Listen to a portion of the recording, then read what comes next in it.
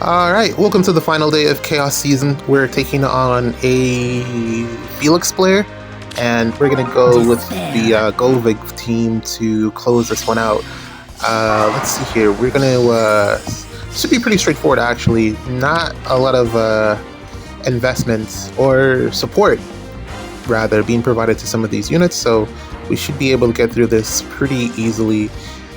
We don't need the pots since it's the last match for the week. And of course, next week is going to be light season. So after this, I'm probably going to go set up for light season because I typically wait until the last minute. Well, I mean, at least this week I'm not building a new defense, so there's nothing crazy going on there for light season. So it should give me more time to set up my tools, or my teams rather. I think I'm going to commit to giving Hearthfelger potent. I think I'm going to do it. We'll see if we get another rearmed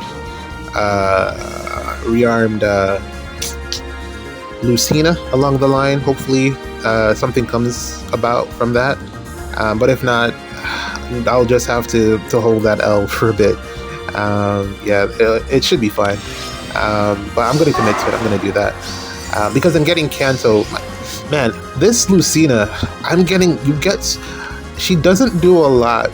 Well, I guess, I mean, unless you're fighting birds, but, like, aside from that, because she has an arrow, of course. But, I mean, aside from that, unless she swaps or unless she initiates her assist, you typically don't get her full potential. And her full potential is a lot, man. The future focus, the support that it gives is phenomenal.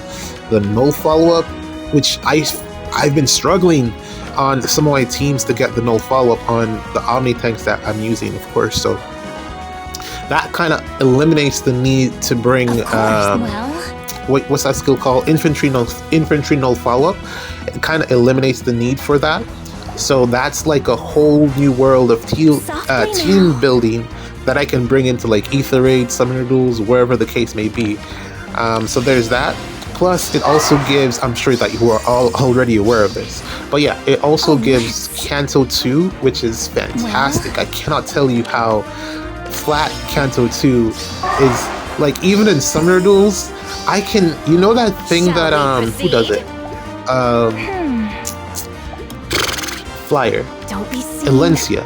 Legendary Elencia. That thing where she can attack, like she can warp behind a block and attack you, and then after she attacks, she can warp back.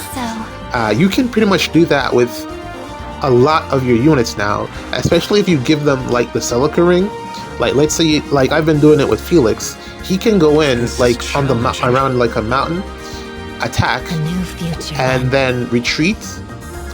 Well, not even like finish all of his attacks, and then with Kanto 2, he can warp behind an object to, let's say, something that's nearby, if the need requires it. The Kanto 2 is just fantastic to have.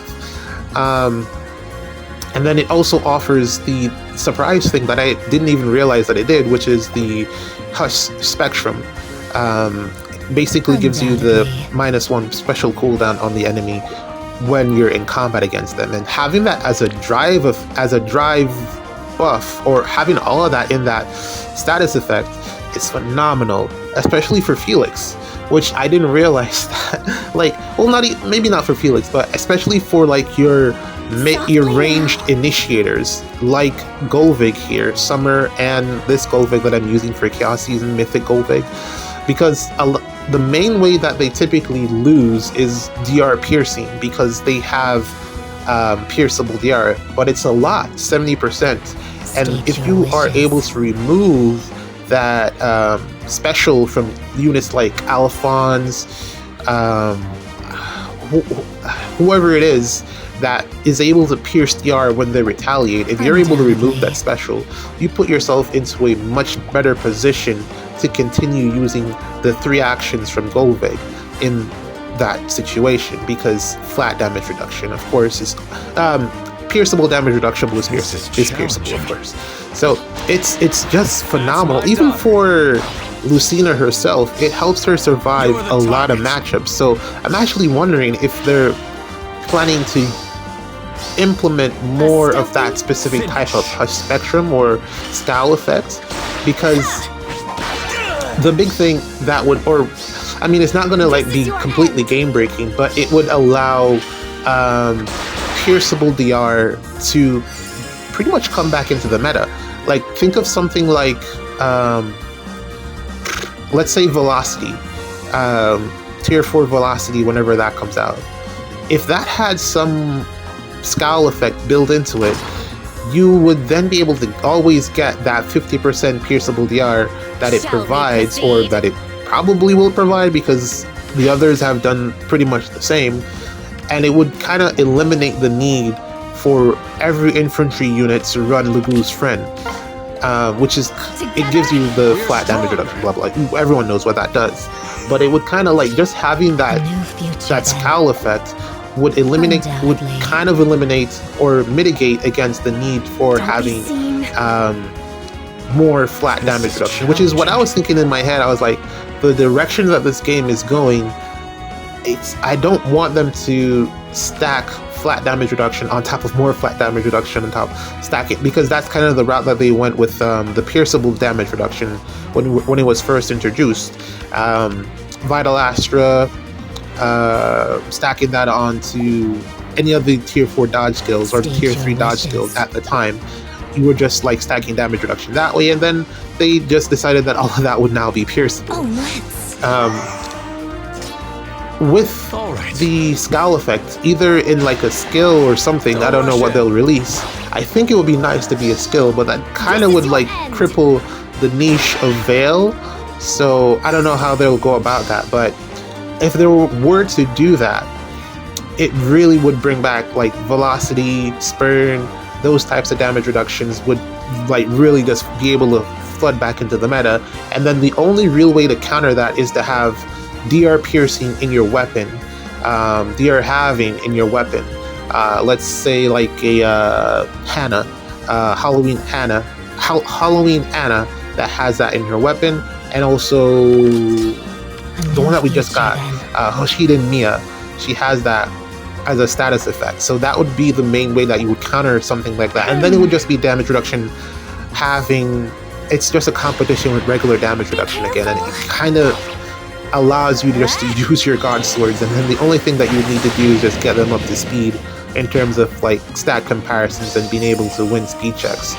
I really like that, if it is that they do go that direction, but I'm not sure if they will or not, because again, it would step on Veil's niche. Although having Lucina dual Lucina being able to do exactly what it is she does plus more kind of does step on Veil's niche in a sense.